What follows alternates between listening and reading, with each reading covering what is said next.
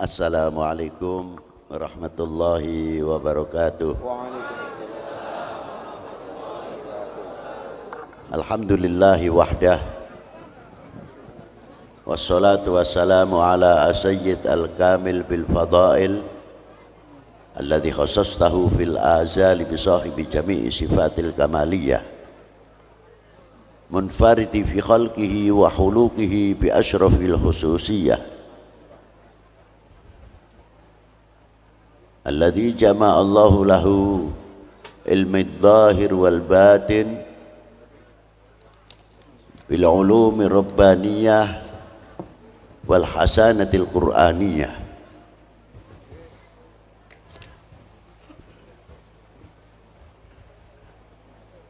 Al habibil alil qadril adimil jah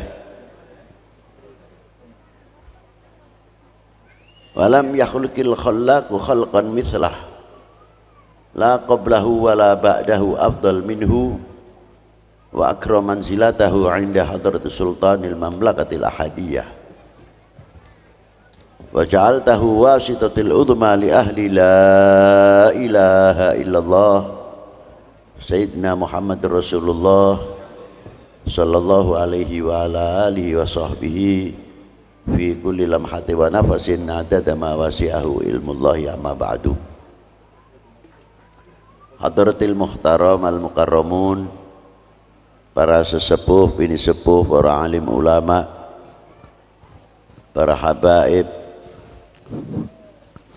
khususnya Hadratil muhtaram Qiyusairi wa akhina al-habib Umar Mutahhar dan beberapa kiai-kiai atau para masyayikh wal habaib. Maaf kalau saya tidak bisa menyebutkan satu persatu, bukan berarti mengurangi ta'zim ikhtiram kami kepada para beliau. Yang saya hormati bapak-bapak dari Forkominda Kabupaten Indramayu, Bapak Pejabat Bupati, Bapak Kapolres, Bapak Dandim, Bapak dari anggota DPRD, Ketua DPRD, Majelis Ulama, Menteri Agama, Kementerian Agama atau Depak dahulu, Bapak-bapak dari instansi pemerintahan, sipil, TNI, Polri yang selalu kita banggakan, pimpinan-pimpinan dari ormas Islam khususnya, dan yang saya hormati saudara-saudaraku, anak-anakku, Banser, GP Ansor, yang saya hormati Pak Camat, Pak Dan Ramil, Pak Kapolsek, serta jajarannya, Bapak Kepala Kelurahan atau Kepala Desa Karanganyar atau Karangmalang seperangkatnya, panitia penyelenggara dalam rangka Haul Al-Habib Umar bin Thaha bin Yahya, dan yang saya banggakan Al-Habib Umar Al-Idrus. Hadirin wal hadirat rahimakumullah. Saya mengingat satu hadis, walaupun ini hadis khususnya untuk ahli baitin Nabi sallallahu alaihi wasallam, tapi hadis ini tidak memisahkan peranan-peranan ulama yang selalu bergandeng tangan dengan ahli baitin Nabi sallallahu alaihi wasallam. Di antara hadisnya tersebut, kullu nasabin wa sababin yang qati'u ila yaumil qiyamah. Hadis ini sebelumnya banyak riwayat dan banyak cerita.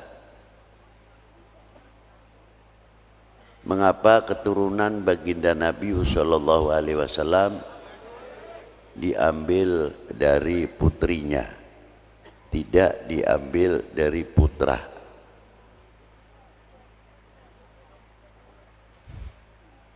Sebabnya apa? Apa sebabnya? Karena dunia Arab sebelum baginda Nabi SAW dilahirkan, muta'assibina bi auladihim, orang yang sangat fanatik terhadap putra lelakinya, sampai gengsinya kalau mempunyai anak perempuan dikubur hidup-hidup, padahal bertentangan dengan hati nuraninya. Tapi karena gengsi lebih tinggi daripada kasih sayangnya terhadap anak, walaupun mengucurkan air mata, ya dengan penuh keterpaksaan mengubur anak perempuannya. Tapi kalau mempunyai anak lelaki, waduh, hari raya boleh dikatakan lebih kegembiraannya. Sampai pada waktu zaman Rasulullah lahir, dewasa, ba'dal bi'tsah dan sebagainya, diangkat menjadi Rasul dan Nabi. Beliau mempunyai anak Ibrahim, meninggal masih kanak-kanak. Qasim, Abdullah atau Tahir, Thayyib juga diambil oleh Allah Subhanahu wa ta'ala. Hingga terlontarlah dari mulut-mulut jahiliyah pada waktu itu menuding atau mengatakan kepada Rasulullah, beliau adalah seorang abtar. Dari itu turunlah ayat, turunlah surat, Bismillahirrahmanirrahim, Inna a'tainakal kautsar fasalli li rabbika inna syani'aka huwal. Maksudnya orang yang mengatakan abtar itu dia sendirilah yang abtar. Yang menjawab langsung Allah Ta'ala. Yang memberikan keputusan siapa? Langsung Allah Ta'ala. Yang mengecap mereka abtar langsung Allah Subhanahu wa ta'ala. Yang mengatakan Rasulullah abtar, dialah yang abtar.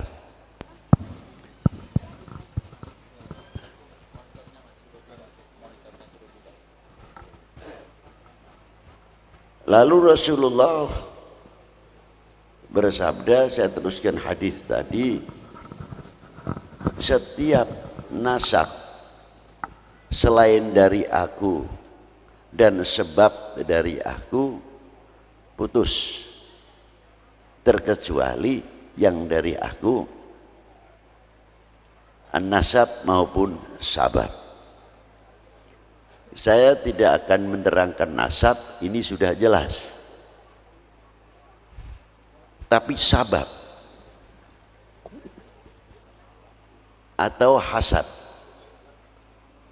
Sabab di sini adalah pertama dari baginda Nabi SAW, sahabat yang mengambil dari baginda Nabi,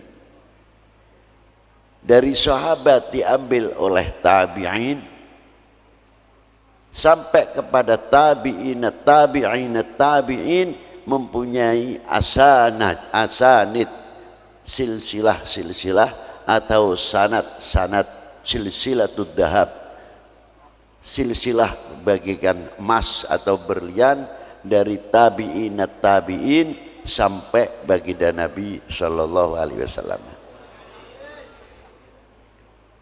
Umpamanya kok mengambil torekot dari torekot Alawiyah. Tarekat Alawiyah ini terpencar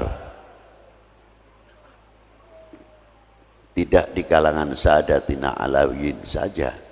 Orang kalau membaca tarekat Alawiyah taunya ratib. Itu tarekat Amiyah.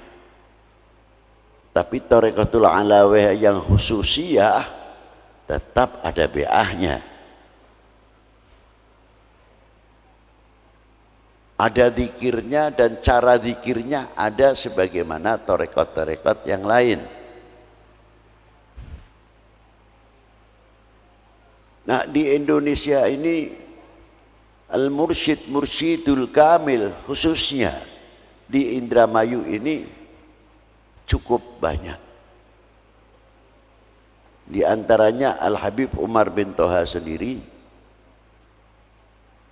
Al-Habib Muhammad bin Abdurrahman As-Saqaf di Sabrang Kulon atau Sindang, Al-Habib Yusuf bin Ahmad bin Syekh Penganjang, dan ada juga ayahnya seorang ulama besar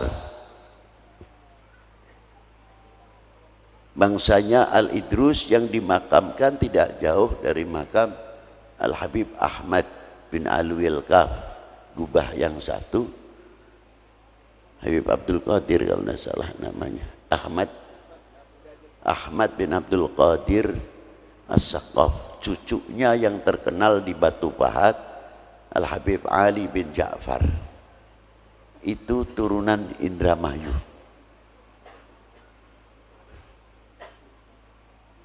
Setelah itu disusul generasi mudanya Al-Habib Hussein Al-Idrus. Tidak terlepas an-nasab pun,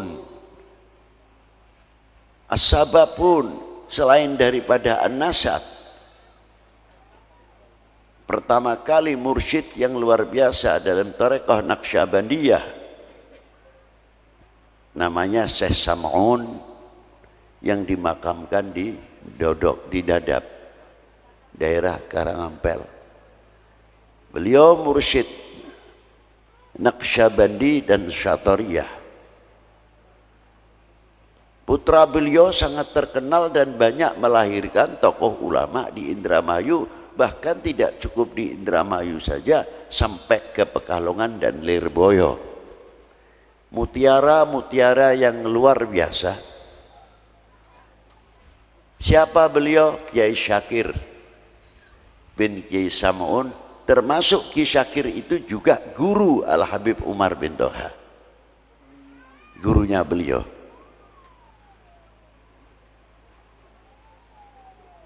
Keturunan Kiai Syakir,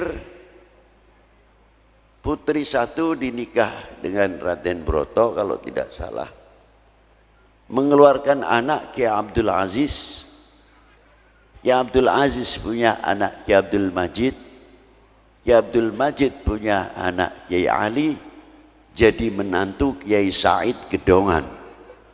Itulah ayah Ki Mahrus Lirboyo. Jadi dari Dadap ke Indramayu, Lirboyo. Ada lagi namanya Kiai Hasan Qudsi, seorang ulama besar asli dari Banten. Kiai Hasan Qudsi ayah daripada Nyai Marinah, istri daripada Habib Umar, ibu Habib Hashim bin Yahya Pekalongan, mempunyai adik lelaki nama Kiai Yusuf yang di Wot Bogor, makamnya dekat Balongan. Beliau mempunyai anak mursyid Thariqah Qadiriyah namanya Kiai Agus, terkenal desanya Kiai Agus Kenayagan. Alhamdulillah ini cucunya Kiai Agus juga kumpul di sini. Ini diantaranya. Jadi Kiai Agus sama Habib Hashim sepupu, bukan orang lain. Dan banyak lagi jalur sabab. Nah, ulama-ulama di Indonesia rata-rata mutaqaddimin as-salihin tidak pernah lepas mempunyai jalur sabab, genah, jelas siapa guru-gurunya. Tidak cukup dari itu, dari sabab mempunyai jalur musafahah. Artinya jalur musafahah wan nador. Si fulan pernah menjumpai sayyid siapa atau kiai siapa, Kiai Bajuri umpamanya, itu guru saya, alimul allamah Mbah Kiai Bajuri Sudi Mampir Al-Mukashif. Saya bisa berjabatan tangan dengan Mbah Kiai Bajuri.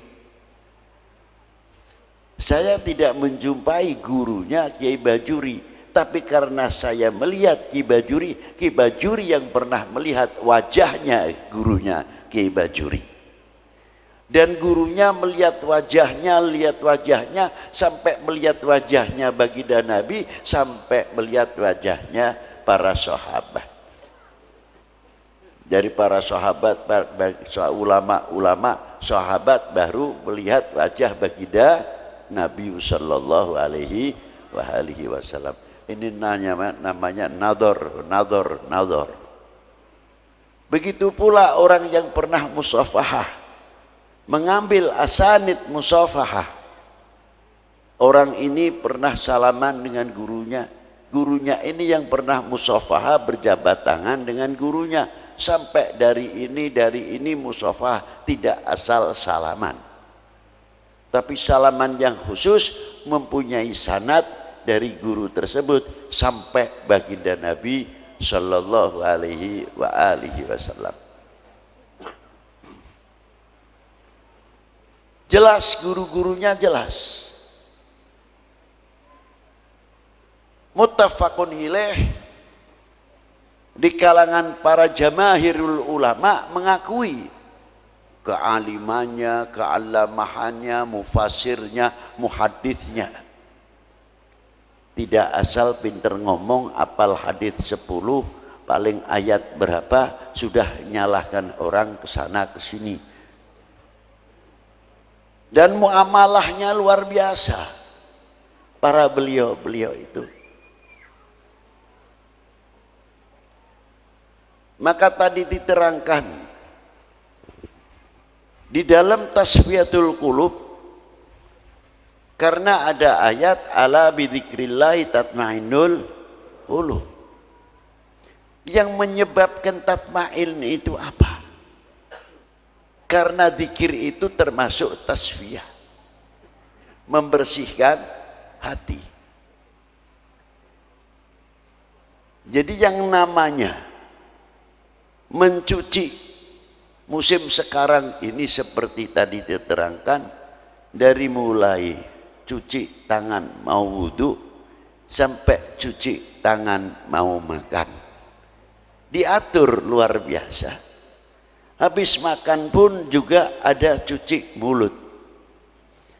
Tapi yang paling istimewa setelah cuci mulut, pakai pisang atau pakai apel dan sebagainya, mari setelah maka cuci mulut kita barengi dengan cuci mulut dengan bertasbih, cuci mulut dengan berzikir, cuci mulut dengan bersalawat ala Nabi sallallahu alaihi wasallam. Jadi bukan cuci mulut tangan saja, kita pakai cuci tangan pakai dan cuci mulut saja, tapi cuci mulut pun dari dahulu sudah diatur oleh para ulama radhiyallahu taala anhu. Dari cuci mulut ini buahnya cuci kulub, tasfiyah. Kalau tasfiyah ini hati ini sudah biasa kita cuci, saben harinya pengganti alat pencucinya adalah ala bidzikrillahi tatmainnul qulub. Luar biasa kalau bisa. Kelihatannya mudah.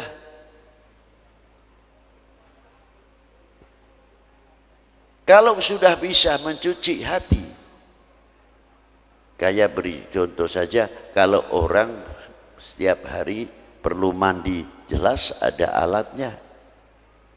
Air, cuci muka, air. Kalau tidak ada, tayamum. Nah, yang sekarang alat cuci hati itu apa? Soalnya tempatnya di dalam. bukan di luar. Nah, kita ganti hiasan hati yang tadinya hiasan kibir, takabur, sombong dan lain sebagainya. Kita ganti hiasan itu dengan hiasan bidzikrillahi la ilaha illallah.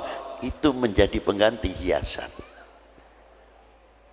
Bila mana cahaya kalimah la ilaha illallah itu terpancar, akan terpancarlah matanya binuri la ilaha illallah. Bila mana terpancar di hatinya kalimah la ilaha illallah, akan terpancarlah telinganya binuri la ilaha illallah. Bila mana sudah terpancar hatinya dengan la ilaha illallah, lisannya pun akan terpancar ya talakla binuri la ilaha illallah. Inilah. Nah, para beliau dalam hal tersebut tidak semudah itu punya guru. Dalam zikir itu punya guru, tidak sembarangan. Dan punya sanad. Sebab di sini disebut ilmu wusul, ilmu tarekah. Ilmu tarekah itu bukan dikadek tidak mempan, digolok tidak mempan, itu tarekah. Bisa ngobatin orang tarekah, bisa hiber, bisa mabur, itu disebut tarekah. Bisa jalan di atas air, tarekah. Bukan itu tarekah. Yang dimaksud di sini tarekotul wusul, talian yang erat, sambungan dari hati kita kepada Allah Subhanahu wa ta'ala, sehingga sedetik pun kita dididik oleh baginda Nabi SAW yang melalui para pewarisnya, sehingga kita tidak pernah lupa kepada Allah Subhanahu wa ta'ala. Gerakan-gerakan tangan kita tergantung kita juga. Ini satu contoh yang kecil. Apa di antaranya? Kalau kita sudah kebiasaan pakai baju tangan kanan dulu, ittiba'un Nabi sallallahu alaihi wasallam, lama-lama mempunyai gerak refleks tangan kanan dahulu. Melepas tangan kiri, pakai celana pun sama, kanan lepas kiri. Karena sudah refleks otomatis. Lisan sama. Kalau lisan ini sudah dibiasakan yang baik, subhanallah, selain daripada itu kata-kata yang baik. Tidak mau mengotori lisan kita dengan omongan-omongan yang jelek. Akan terlatih. Biasanya ngucap subhanallah, subhanallah. Contoh yang gampang.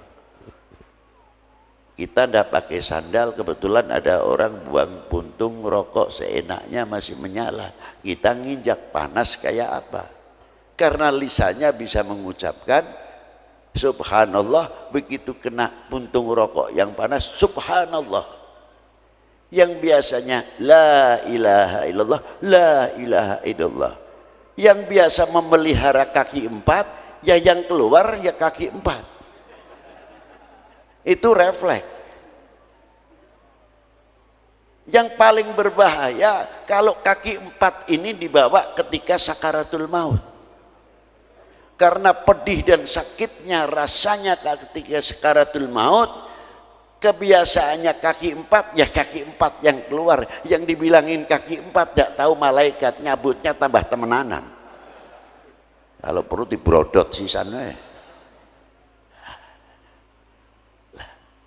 Kita dibimbing oleh baginda Nabi SAW supaya mendapatkan tatma'inul qulub, supaya kalau tatma'inul qulub meningkatkan martabatut tauhid. Kalau sudah mencapai tingkat tatma'inul qulub, melihat selain Allah adalah makhluk, la naf'an wala dharra, tidak bisa memberikan manfaat atau madarat karena makhluk. Lah itu. Hatinya kembali kepada Allah, tidak mempunyai rasa kekhawatiran.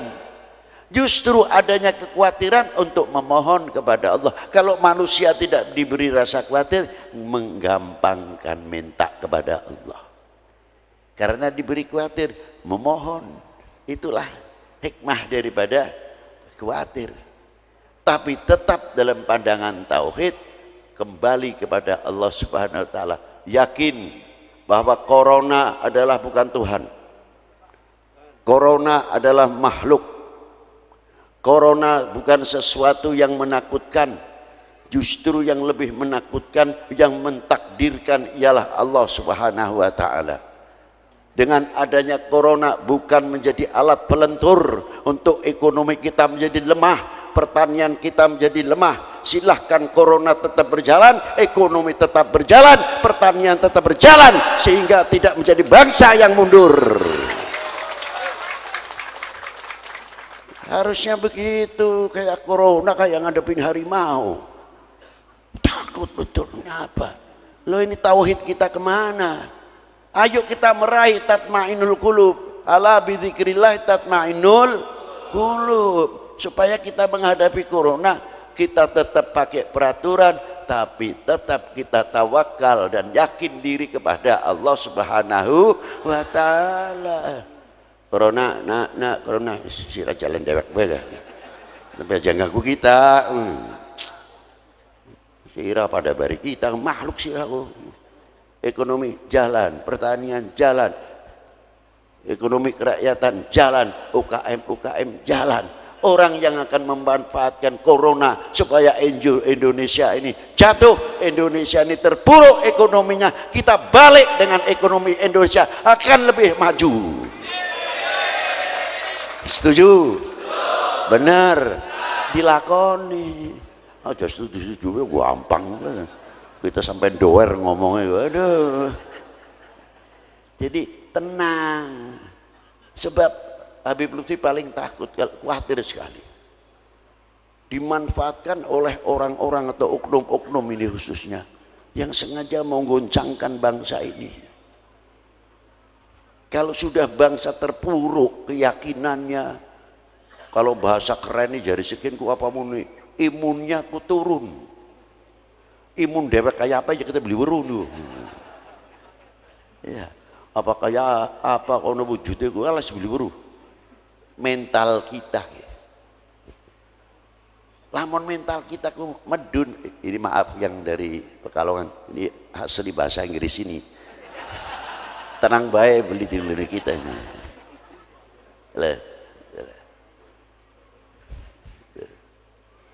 Jadi kita ku lamun wuru kang kaya mengkonon atine ku tambah gede.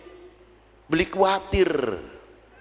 Silahkan, karena kita mempunyai keyakinan apapun selain Allah adalah ikhtiar untuk menambah mendapat pahala, bukan ikhtiar untuk takut. Ya kan? Ya. Aja maning manusia. Jangan lagi manusia. Wit pelem bae ga. Anak amai. Pisang ya anak amai. Sampe atau capu ya tetap anak bae. Tapi tumbuh, tetap mengeluarkan pisang walaupun ada amah aja kalah bari wit gedang bae. Bagian anak amai godongnya pada rusak tetap bae. Jadi ekonomi tetap berjalan gedang bae wit pisangku bisa jaga ekonomi aja maning sira bari kita. Enak-enakan mengkonon bae gua digawe ribut bae. Apan kaya kian wedi apa maning sing wong duweni penyakit was-was ku. Lah. Iya, sampai tekan salate beduduning penyakit bae was-was ku. Sampai tekan was-was tekan salat. Wudu wis ping 17. Usoli nembuh usalli fardol maghribi wis tinggal Allah mandek di sida maning usolli maning.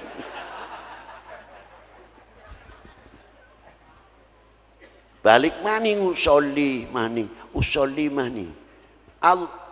Allah beli sida maning sing ngadeg wis pegel soft wis ngenteni sing paling enak ngadeg sini pojok dewek bari landakan tembok kanan.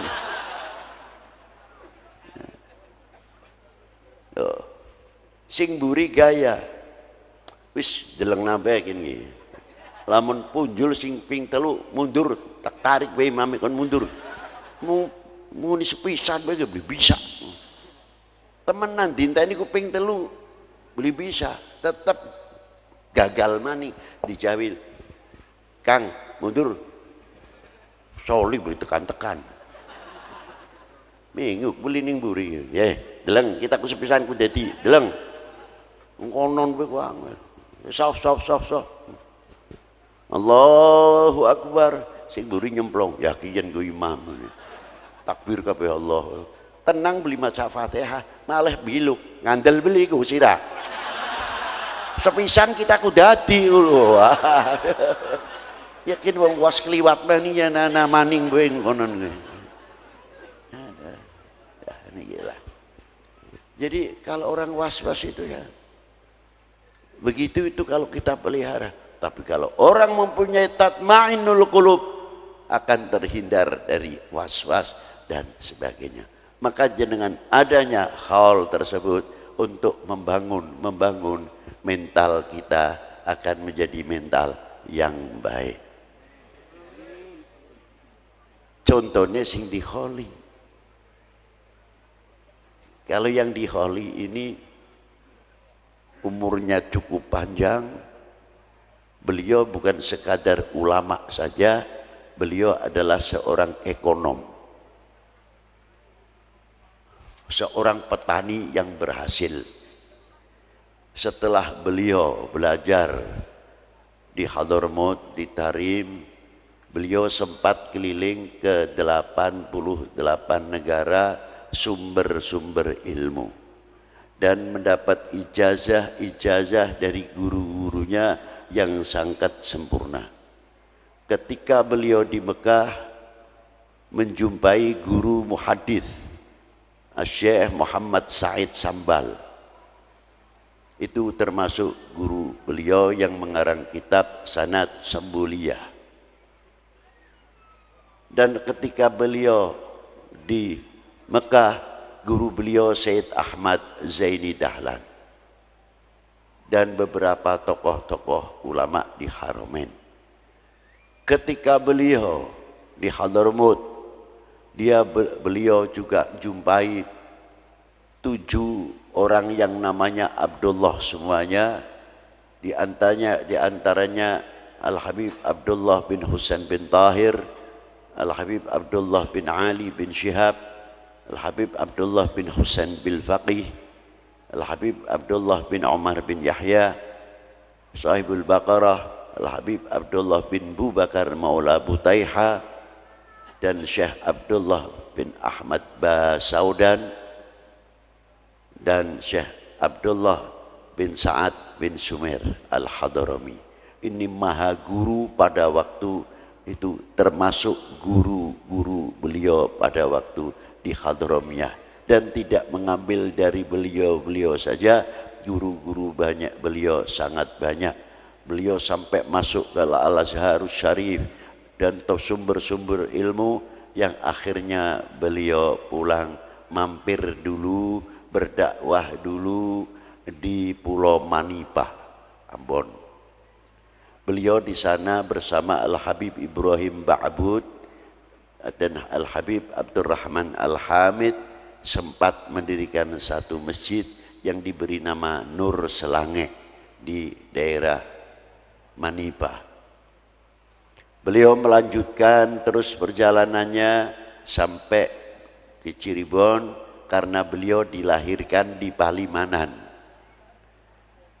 Terus beliau membangun Cirebon, tinggal di daerah Sindang Laut, mendirikan pondok pesantren pertama di daerah Tuk yang melahirkan beberapa murid-murid tokoh-tokoh yang luar biasa dari para habaib maupun para ulama. Di antara murid terkecil beliau yang ikut beliau 10 tahun, Al-Habib Husain bin Hadi Al-Hamid, dikenal Habib Husain Berani bin Syah Abu Bakar, itu murid beliau. Termasuk lagi murid yang tua-tua, Al-Habib Muhammad bin Idrus Al-Habsyi yang dikhauli di Surabaya, juga termasuk menantu beliau.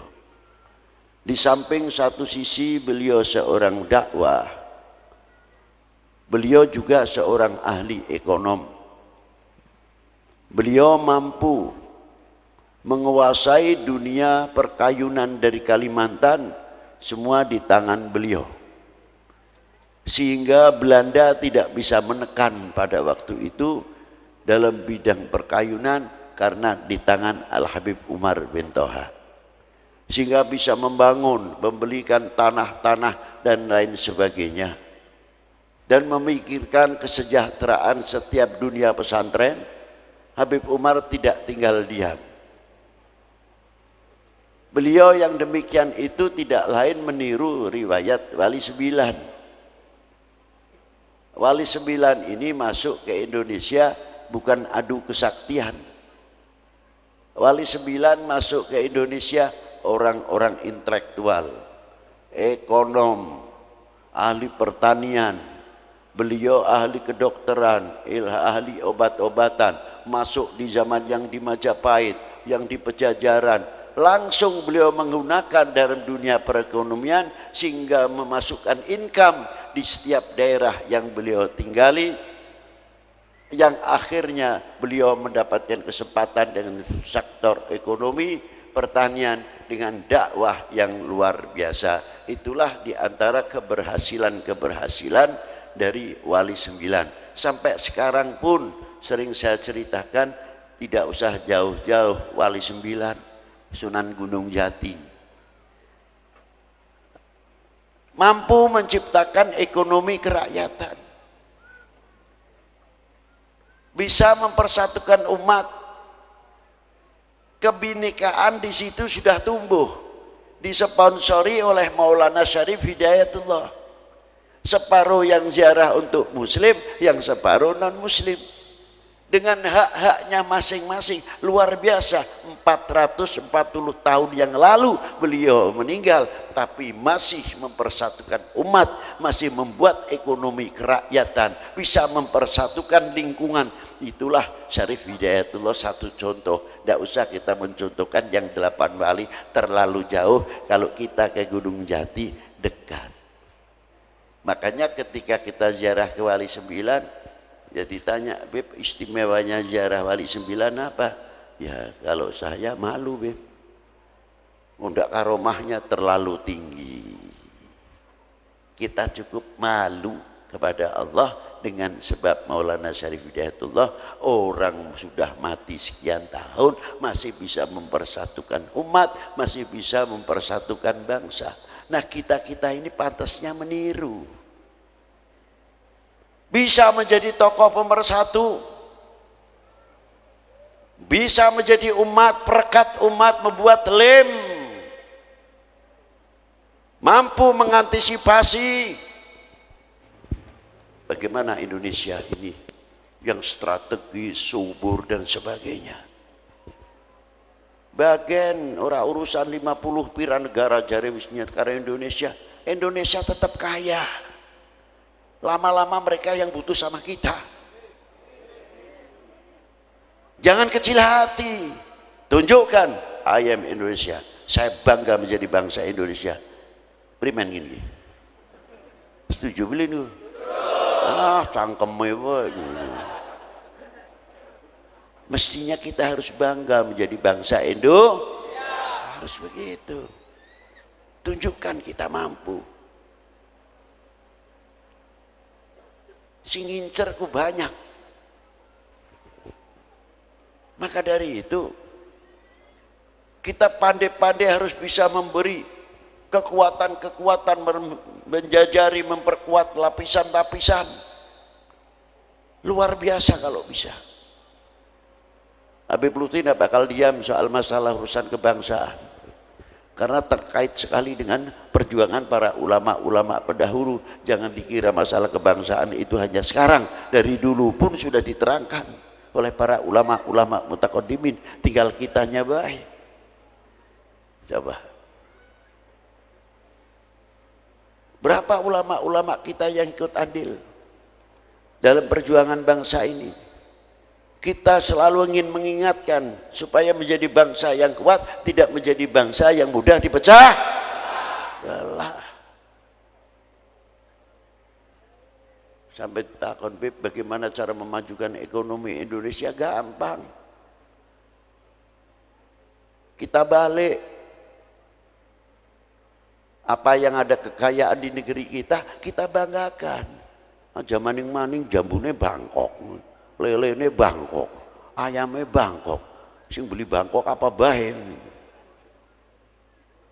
Ganti durene, duren Indonesia, lele Indonesia, ayam Indonesia, ikan Indonesia dan sebagainya Indonesia. Itu baru ekonomi Indonesia akan maju luar biasa, karena bangsa ini merasa menghargai, menghormati apa yang ada keluar dari bumi pertiwi. Mestinya kan harusnya begitu.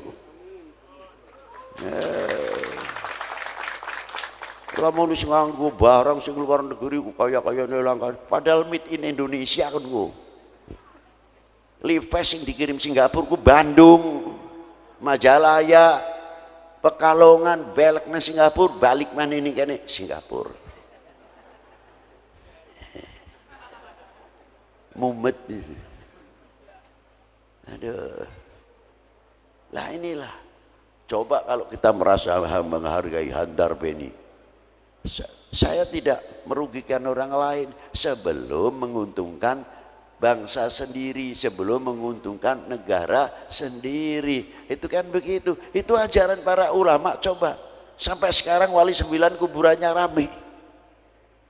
Itu petanda, syarah untuk kita semuanya. Maka dari itu, dengan adanya hall dan sebagainya, supaya kita menjadi bangsa tidak melupakan sejarah. Kalau sudah melupakan sejarah, ya jatakon setengah siji nih jatawa-tawa. Nah, maka dari itu sekali lagi, adanya hall itu penting, sebab Indonesia ini banyak suri toladan. Bagaimana supaya kita bisa meraih dzikrus shalihin, kata sabda Nabi, dzikrus shalihin tanzilu rahmah. Sebab sering banyak kita menceritakan riwayat hidup para sholihin, akan sebab turunnya rahmah.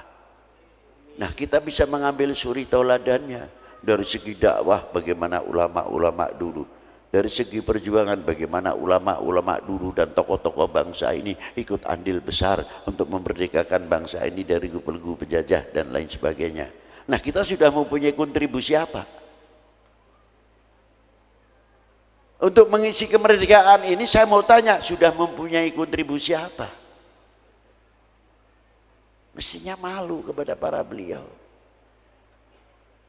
Tapi kalau sudah tidak ada penghormatan, penghargaan terhadap para aulia, para ulama, para pejuang-pejuang pendahulu, sepi, langka, beli weruh, apa bangsanya yang ke depan ini jadinya? Kekuatan nasionalisme adalah orang yang mengerti sejarah, orang yang tidak melupakan sejarah. Kalau seorang anak mengerti berbakti kepada kedua orang tuanya, karena orang tuanya mendidik satu dengan agama, kedua kali orang tua selalu mendidik ih lu payahe wong luru duit ki mengkenen, mencari sesuap nasi, secari kain dan sebagainya. Terkadang bagian wong tua loro wetenge kempong asal bocah warak. Itu perjuangan orang tua. Kita mangan enak kilingan anak, kita makan enak kilingan putu, tapi anak bari putu wis gede-gede duit-duit, durung tentu kilingan wong tua, durung tentu kilingan anak. Tapi kalau orang tua lain, apalagi kalau sudah gaji pas-pasan, wis kanggo bayar utang, ana sing durung kanggo bayar sekolah dan mumet ben bengi puter keliling utekem dan lain sebagainya. Nah, kalau anak-anak kita tahu yang demikian atas perjuangan para sesepuh kedua orang tua kita, kita pasti akan menjadi anak yang soleh. Tidak mungkin kita akan menjadi anak yang nakal. Rasanya malu kalau kita menjadi anak yang mengecewakan kedua orang tua. Pasti akan membangun keluarga itu kompak, kita itu rukun. Tapi coba kalau anak sifatnya masa bodoh terhadap orang tuanya, tidak tahu, taunya rumah mentereng, sudah punya kerjaan atau pabriknya besar dan lain sebagainya, tapi tidak pernah belajar kesusahan payahnya orang tua. Apa yang terjadi? Manja. Dan bangsa ini dibangun bukan oleh kemanjaan. Betul? Bangsa ini dibangun tidak atau bukan oleh kemanjaan. Itulah hebatnya. Maka dari itu kita tanya, kita lamun ziarah ning kubur ning wong tua loro, apa sing di pertama kali kita bertanya? Apa tahlil, apa doa? Biasanya ya doa, yasinan dan sebagainya. Bagus. Tapi coba kalau kita ziarah kedua orang tua, ngomong ning wong tua loro, "Mak, Pak, hampura dongakaken Mak. Suwunaken ning Allah taala. Muga kita ki sing dadi anak bisa nyenengaken wong tua loro bagian wis ning jero kubur. Jangan sampai kita dadi anak sing mengecewakan mak bari bapak. Emak telah kembali, bapak telah kembali, kita durung bisa nyenengaken mak, kita belum bisa nyenengaken pak." Anak yang tahu jasa orang tua. Dan semoga mak doakan kita keluarga kakang adi sing rukun, sing kompak. Ini yang tahu akan jasa orang tua. Tapi kalau tidak tahu jasa orang tua, justru disinilah akan dimanfaatkan bagaimana bangsa ini bisa dipecah belah. Karena apa? Melupakan sejarah. Disinilah pentingnya. Tapi alhamdulillah di Indonesia ada 10 November. Ada 10 November Hari Pahlawan. Untuk apa? Supaya kita selalu mengingat perjuangan kedua orang tua, perjuangan para pejuang-pejuang yang ikut andil besar menegakkan sangsaka merah putih. Kita pernah andil apa? Pernah andil apa kita? Tinggal ngatur wis sing bagus ngono, menceng-ceweng bae. La ilaha illallah. Nangis ulama-ulama kita, para pejuang-pejuang kita yang telah meneteskan darahnya, bahkan jiwanya melayang. Untuk siapa? Demi cintanya kepada bangsa dan tanah airnya, karena Allah Subhanahu wa taala. Apakah kita akan menjadi umat bangsa yang mengecewakan para beliau? Jawab. Buktikan kalau tidak. Ngomong tidak sih gampang baik. Kalau tidak, kita akan menjadi bangsa yang kuat, tidak mudah dipecah belah oleh hoax dan lain sebagainya. Semakin adanya macam-macam, semakin kita merapatkan jajaran kita, tidak memberikan kesempatan seujung rambut pun kepada oknum-oknum manusia yang akan memecah belah umat dan akan memecah belah bangsa ini. Wahai bangsaku yang kubanggakan, relakah negerimu terpecah belah? Jawab yang keras. Buktikan kalau tidak. Selanjutnya, assalamualaikum warahmatullahi wabarakatuh.